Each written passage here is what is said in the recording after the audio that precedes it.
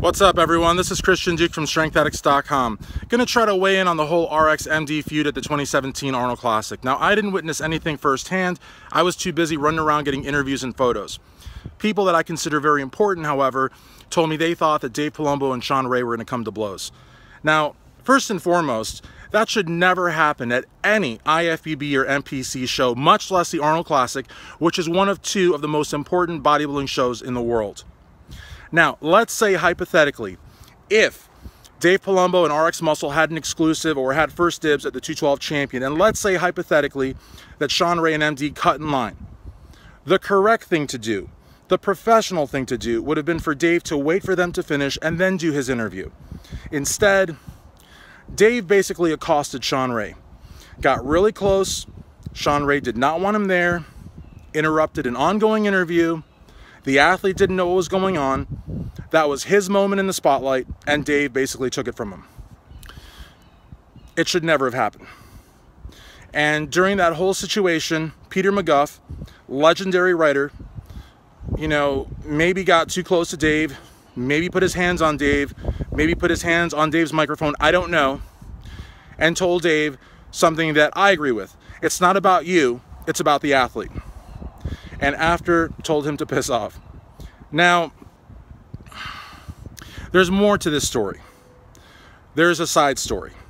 Kit from MD Latino allegedly, again, I don't know, said something to the effect that Johnny Styles couldn't do his job right. Now, I don't know Kit from MD Latino. I do know Johnny Styles. We feuded in the past, but I care about him very much.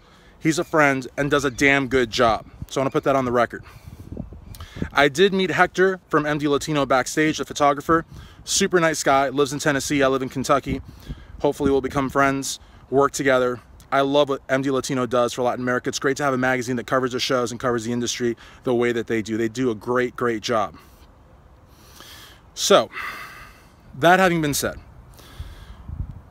RxMuscle, in their quest for ratings, have gone after MD, particularly Peter McGough, saying that he was drunk, saying that he's a drunk, saying that he wasn't acting correctly, that he was under the influence, as Dave Palumbo said, of alcohol or possibly something else. Peter McGough is a legend. When I think of Peter McGough, I think of Dorian Yates, I think of Flex Magazine, I think of Joe Weider, I think of bodybuilding. John Romano is an asshole. John Romano wrote a cookbook, didn't do very good contest prep, and is basically a loudmouth. Him and his pint-sized sidekick from Australia, Lee Priest. These are people that, when I worked at RxMuscle, you couldn't mention John Romano's name, much less write about him in an article. So now he's back, and I guess he's going to be getting the RxMuscle family in trouble again because, he's the one that has the history of Peter McGough, and he's the one that I think is stoking the flames, and he's the one that I think is going to get the whole website in a lot of trouble.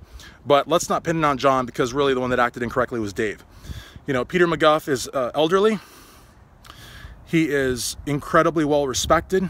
He's battling cancer, for Christ's sake. I mean, for these two momos to malign Peter McGough, character assassinate him, run his name through the mud, unacceptable. Dave, you are a really good person. You have a good heart. I respect the hell out of you. I love you, brother. I really do. Working for you was a dream come true. But at this point in time, you are acting incorrectly. You owe Peter an apology, and quite frankly, you owe Jim Lorimer and Arnold an apology for your antics backstage at the 2017 Arnold Classic. And if you don't apologize, I don't think you should get credentials next year.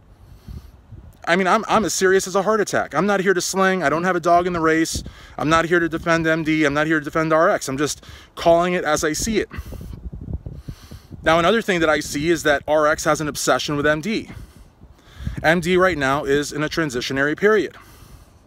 Now, John Romano lashes out at me and says that I'm an ass kisser in the middle of the rotor because I say that Ron Harris, or MD Online under Ron Harris, is going to experience a resurgence.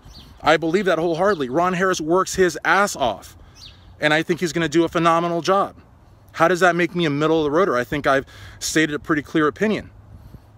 The reality of the matter is that whenever anything happens at MD, RX is all over it.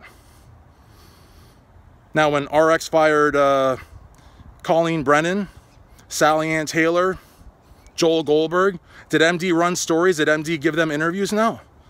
When RX downsized and fired me, Ruth Silver, or laid us off, excuse me, What's the difference? Ruth Silverman, myself, John Hansen, Gail Auerbach, did MD approach any of us for interviews to run RX through the mud? No, because it's internal RX business. They don't care about that.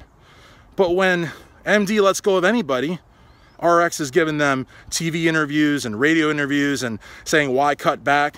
It's sad. And to a lot of people, I think what it says is that RX is experiencing an inferiority complex ever since Dave and John were fired. And they have an obsession with Steve Bleckman.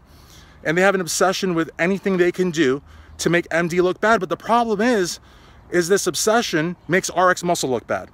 So that's my take.